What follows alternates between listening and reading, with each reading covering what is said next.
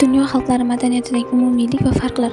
Har bir xalq o'ziga xos madaniyatga ega. Madaniyat bu xalqning tili, dini, urf-odatlari, san'ati, kiyim-kechagi, taomlari, marosimlari va qadriyatlarining yig'indisidir.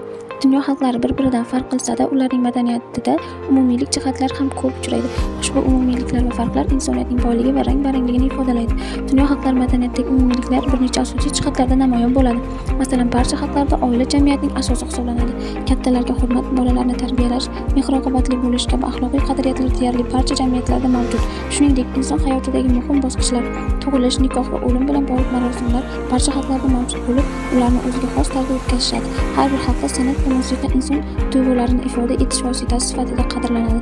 Diniy e'tiqod ham umumiy xususiyatlardan biri hisoblanadi, chunki ko'pgina xalqlar ilohiy kuchga ishonadi va ibodat qiladi. Shu bilan birga, xalqlar madaniyatida katta farqlar ham mavjud. Birinchi navbatda bu til farqidir. Har bir xalq o'z tilida so'zlashadi va shu til orqali o'z dunyoqarashini, fikrlashini bildiradi. Dunyo xalqlari madaniyatida umumiyliklar insoniyatning birlikka intilishini, farqlar esa ularning boy madaniy merosini ifodalaydi.